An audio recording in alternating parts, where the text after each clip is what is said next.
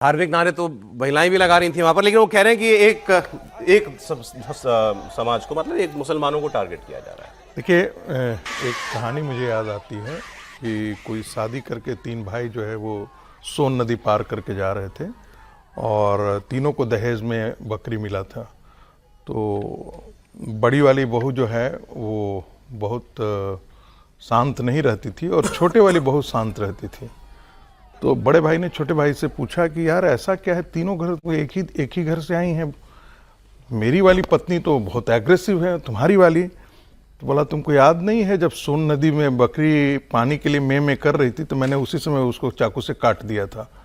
तो पहला दिन ही बकरी काट दें तो ज़्यादा ठीक है। इसका मतलब बहुत साफ है, यदि इनको शुरू से ही डंडे, लाठी और जिसको तमंचों से यदि आप ठीक नहीं करेंगे तो एग्रेशन इनका बढ़ता जाएगा। मैं जिस कम्युनिटी के बारे में कहा, जो सड़कों पर आकर के उतरते हैं, जो हमेशा दंगा करने के लिए उतारू रहते हैं। आप भी जो है वो एक ब्लैंकेट स्टेटमेंट दे रहे हैं। नहीं, मैं ब्लैंकेट स्टेटमेंट इसलिए दे रहा हूं कि जो सड़क पर आप देख रहे हैं कि हम सड़क पर नमाज पढ़ना ये मेरा अधिकार है और ये कह करके हम दंगा करने के लिए आ रहे हैं। कुछ क्या फर्क, काला कानून है क्या? मैं कह रहा हूं कि एक पॉपुलेशन है वहां की, 30% आबादी है, उसमें एक तबका है जो ये काम कर रहा है। मैं उन्हीं तबकों के लिए बात कर रहा हूं, उनके लिए मैं उन्हीं तबकों के लिए बात कर रहा हूं जो सड़क पर दंगाई उतर आ रहे हैं।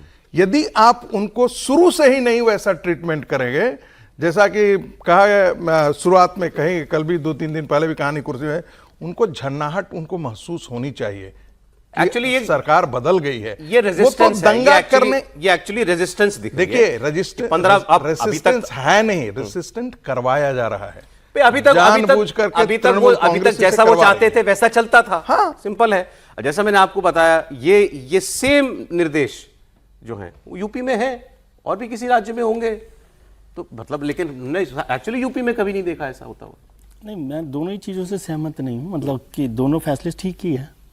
मैं कोई ऑडियो लेवल पर जो बाहर हमेशा ही होता है एक सिस्टम में, उसके साथ हम हमेशा रहते हैं। सड़कों पर भी नमाज या कोई भी धार्मिक कार्यक्रमों के खिलाफ हूँ, लेकिन ये हो क्यों रहा है? इसलिए हो रहा है कि अभी सरकार बनी है तो बहुत सारे लोगों की नाराजगी भी है, रेजिस्टेंस भी है।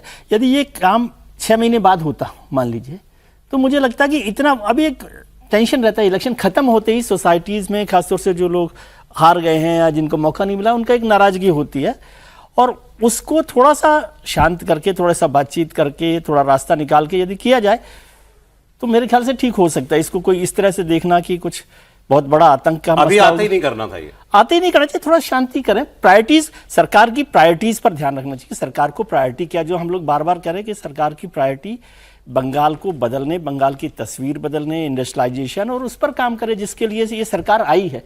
जो पिछले 40 साल में काम नहीं हुआ इंडस्ट्रियलाइजेशन पे, जहां पीछे छूट गया है वहां जाए और फिर उसको प्रायोरिटी गलत है। प्रायोरिटी गलत नहीं, प्रायोरिटी में थोड़ा सा इसको रखना चाहिए और फिर वो ऐसा ना लगे वही बदलाव और बदले का फर्क जो है ना। ऐसे दंगाइयों को ठीक करने के लिए भी मैंडेट आया है, इंडस्ट्रियलाइजेशन पर आया है, बिल्कुल आया है, बदलाव के लिए बिल्कुल आया है।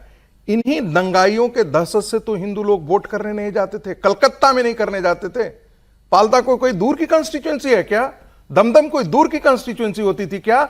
लेकिन हिंदू वहां डर से बूथ पर नहीं जाया करता था, क्योंकि ये दंगाई उनको मारते थे, उनको धमकी देते थे कि बाहर निकलोगे तो काट दिए जाओगे। ये बात बहस हो गई। मैंडेट किस चीज? एवरेज 80% पोलिंग होती रही है बिहार में, तो बंगाल में तो पिछले 30 साल में।